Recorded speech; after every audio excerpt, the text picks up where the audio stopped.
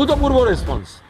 21শে জুলাই মমতা বন্দ্যোপাধ্যায়ের নেতৃত্বে বিড়লার তারামণ্ডলের পাশে শহীদ তর্পণ সমস্ত জেলা থেকে, কিন্তু আমাদের তো আবার আদালতের একটা বাধ্যবাধকতা এসে গেছে, তারা কিছু বিধিনিষেধ। অভূতপূর্ব রেসপন্স।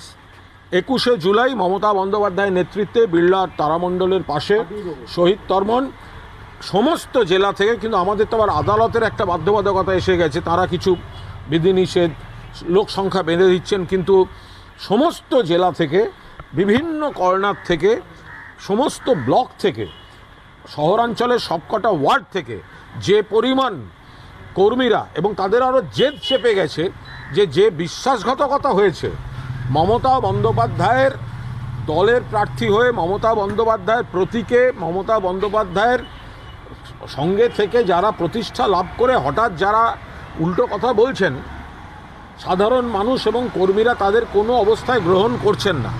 আর যারা সত্যিকারের তৃণমূল কংগ্রেসের কর্মী, আজ তারা সবাই এক জায়গায় দাঁড়িয়ে শহীদ তর্পণ, মমতা বন্দ্যোপাধ্যায় আগামী পথনির্দেশ বার্তা দেবেন, সেগুলো শোনার জন্য সবাই অপেক্ষা করছেন।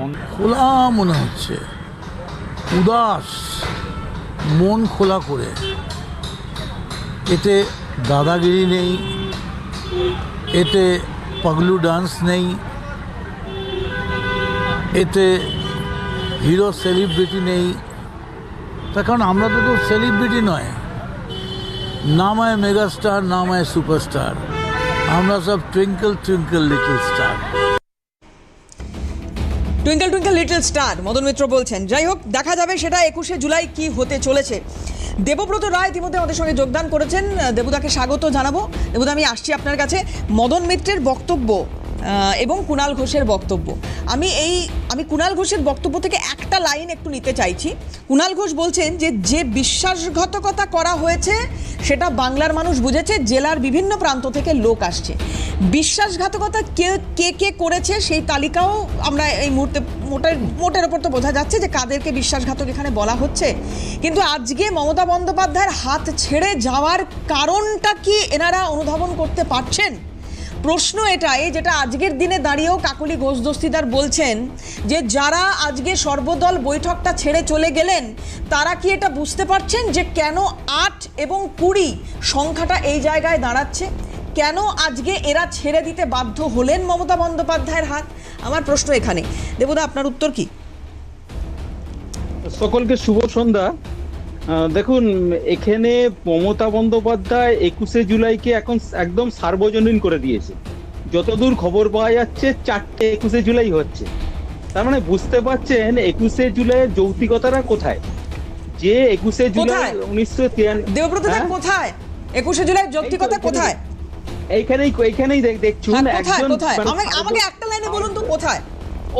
ওই যে সার্বজনীন হয়ে গেছে, আমি করব। আচ্ছা, এটা তো 21শে জুলাইয়ের সার্থকতা।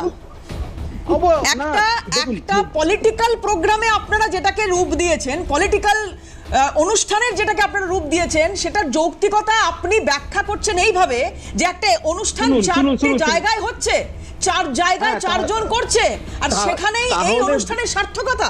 বাহ দাদা, অবশ্যই সার্থক। দেখুন, যে ঘটনাটা ঘটে গেছিল সেই ঘটনাটা এখন এখানে চন্দনদা বসে আছেন, আমরা সবাই জানি 21শে জুলাইয়ের ইতিহাস দাদা, সবাই জানে, অবশ্যই জানেন, সবাই জানে। সেই জন্যই তো দেখুন 4 জনে কাড়াকাড়ি করছে, মানে একজন তো আসল, বাকি 3টে ভেজাল। এখন সেটা দেখুন, এখন একটা সোনার দোকানগুলোতে দেখুন আছে, সেগুলোকে বলে আমরা অমুক বাবুর সোনা চাঁদির দোকান, আসলি সোনা চাঁদিকা দোকান। মানে আসলিকে সেটা প্রমাণ করার জন্য তো নতুন করে কিছু বলার দরকার নেই। আসলি এখানে মমতা বন্দ্যোপাধ্যায়। মমতা বন্দ্যোপাধ্যায়, দিন বদলে যায়, সময় বদলে যায়, বছর চলে যায়, কিন্তু মমতা বন্দ্যোপাধ্যায় রয়ে যান। তিনি মানুষের পাশে ছিলেন। এখন দেখুন, যে কোনো ভাবে হয়তো নির্বাচনে পরাজয় হয়েছে, সেই পরাজয় থেকে মানে ফলে আমরা দেখতে পেয়েছি একটা খোঁয়াড় তৈরি হয়েছে। সেই খোঁয়াড়ে দেখুন, যারা ইন্স্যুরেন্স প্রকল্প, সেই ইন্স্যুরেন্স প্রকল্পে যোগদান করলে তাদের একদম কংগ্রেস থেকে যখন বেরিয়ে গেল, তৃণমূল কংগ্রেস তৈরি হলো, তখন ওটা কি ছিল? আজকে খোঁয়াড়, সেদিন কি ছিল? না, একটা ভুল হলো। মমতা বন্দ্যোপাধ্যায় কংগ্রেস থেকে বেরিয়ে যায়নি, মমতা বন্দ্যোপাধ্যায় বহিষ্কৃত হয়েছিলেন। মমতা ব্যানার্জি বহিষ্কৃত হবার পর তৃণমূল কংগ্রেস তৈরি করেন। ঠিক আছে, মমতা ব্যানার্জি বহিষ্কৃত হয়েছিলেন, তারপর তৃণমূল কংগ্রেস তৈরি হয়, তার আগে কি অনেক ঘটনা আচ্ছা। ছিল মমতা বন্দ্যোপাধ্যায়কে সেটা সেই দিনকার সংবাদপত্র দেখলেই আমরা বুঝতে পারবো। হ্যাঁ। মানে সেই একটু পিছিয়ে যেতে হবে।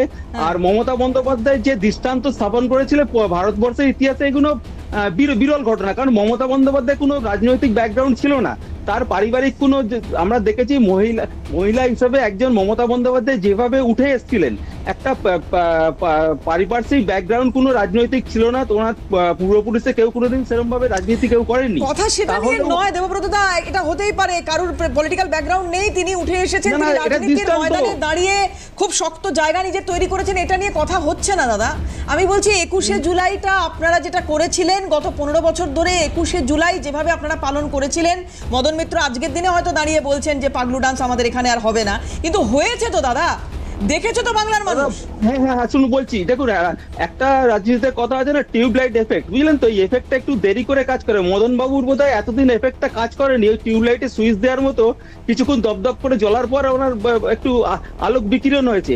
15 বছর ওনার মনে পড়লো না, 15 বছর পর যখন দল একটুখানি নড়ে গেল, সেই সময় ওনার মনে পড়লো না না না ঠিক ছিল না, বাকি সময়টা একদম ফুলে ফুলে বেছানো ছিল। বুঝতে পেরেছি। এখন এই মুহূর্তে মদন মিত্রকে ডাইরেক্ট আক্রমণ করেছেন, আপনার কোনো বলার কথাও নেই। চন্দনদার কাছে আমি আসবো দাদা, একটু বলে নি, বাকিদের কাছে শুনে নি। চন্দনদা, 21শে জুলাই এই মুহূর্তে 4টে, আমি জানতাম 3টে, দেবব্রতদার কাছে বেশি খবর আছে হয়তো, উনি বলছেন 4টে, মানে আমি জানি না আপনাদেরটা ধরে বলছেন কিনা। দেখো, আমাদেরটা ধরে বলবেন না ছেড়ে বলবেন, এর থেকে বড় প্রশ্ন হচ্ছে একটি অনুষ্ঠান কলকাতাতে আর বাদবাকি ফলোয়ার্স। মানে আমি কেন বলি, 1900 দেবব্রত যে কথাগুলো বললেন যে মমতাকে বার করে দেওয়া হয়নি, মমতাকে কংগ্রেস থেকে বার করে দেওয়া হয়েছে, সাসপেন্ড করা হয়েছে, আমি প্রসঙ্গে পরে আসছি। তার কারণ আমার সরাসরি অভিজ্ঞতা এই অনুষ্ঠানে। কংগ্রেস দলটিকে মমতা ব্যানার্জি হাইজ্যাক করেছিলেন ভাঙনের দিকে 1993 সালে, একেবারে প্রথমে মার্চ মাসে। আমি তোমাকে কেন বলি, সেখানেও আমি উপস্থিত ছিলাম। ইনফ্যাক্ট সকলে জানেন, সোমেন মিত্র, এটা জানার প্রয়োজন আছে, মানে ঐতিহাসিকভাবে জানার প্রয়োজন। এত ক্ল্যামারিং হচ্ছে চারিদিকে। 1993 সালে 1992 নমিনেশন জমা দেওয়া হয়। কংগ্রেস সভাপতির পদে 2জন ক্যান্ডিডেট ছিলেন, একদিকে মমতা বন্দ্যোপাধ্যায়, উল্টো দিকে সোমেন মিত্র। সোমেন মিত্র প্রয়াত হয়েছেন, সোমেন মিত্র হারিয়েছিলেন মমতা বন্দ্যোপাধ্যায়কে।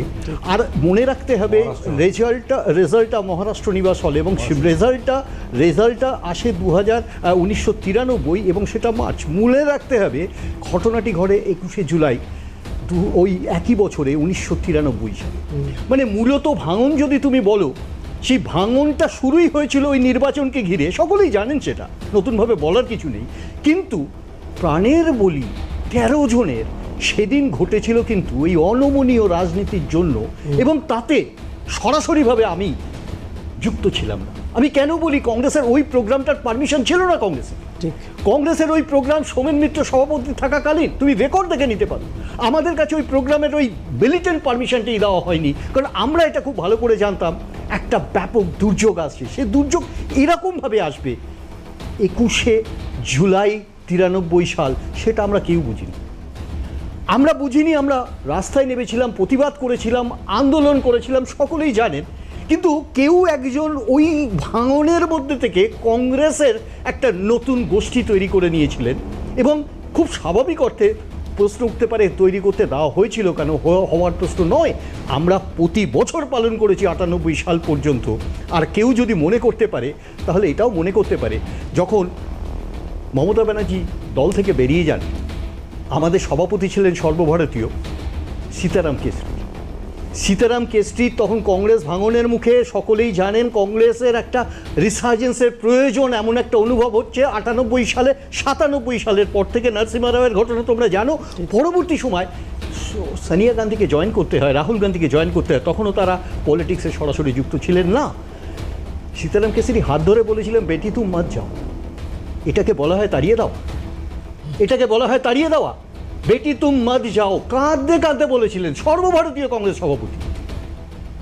হাত ছেড়ে বেরিয়ে এসে 2 মাসের মধ্যে যাদের হাত ধরলেন, তাদের সাথে আমরা 100 বছরের লড়াই করছি। সেই হিন্দু মহাসভা, সেই বিজেপি। বিশ্বাসঘাতকতার সংঘাত তৈরি হয়েছিল 1998 সাল 1 তারিখ জানুয়ারি মাস। পালন তো সেটা করা উচিত, বিশ্বাসঘাতকতা দিবস। ঠিক। আমি তোমাকে কেন বলছি, আমি এখানে বিশেষ কিছু বলবো না, আমি তোমাকে শুধু ইতিহাসটা স্মরণ করলাম। 82 সাল থেকে রাজনীতির সাথে যুক্ত, আমি খুব ক্লোজলি মমতা ব্যানার্জির রাজনীতি, উনি আমার নেতা ছিলেন, উনি আমার ছাত্র নেতা ছিলেন সরাসরি। কিন্তু আমরা অবাক হয়ে দেখেছিলাম ওই 93 সালে অমন একটি ঘটনার যে সিগন্যাল দেওয়া হচ্ছিল, সেখানে কিন্তু সোমেনবাবু বারণ করেছিলেন এই ধরনের প্রোগ্রাম যুব কংগ্রেস না নেওয়া, মাদার কংগ্রেসের পারমিশন না নিয়ে যুব কংগ্রেস এই অনুষ্ঠানটা নিজে সংগঠিত করেছিল। আমি ইতিহাসে নতুনভাবে যাচ্ছি না, যারা কংগ্রেস কর্মীরা সেদিন নিহত হয়েছেন, শ্রদ্ধার্ঘ্য তাদের প্রতি, তাকে হাইজ্যাক করেছেন যারা, তাদের মানসিকতা নিয়ে প্রশ্ন আছে।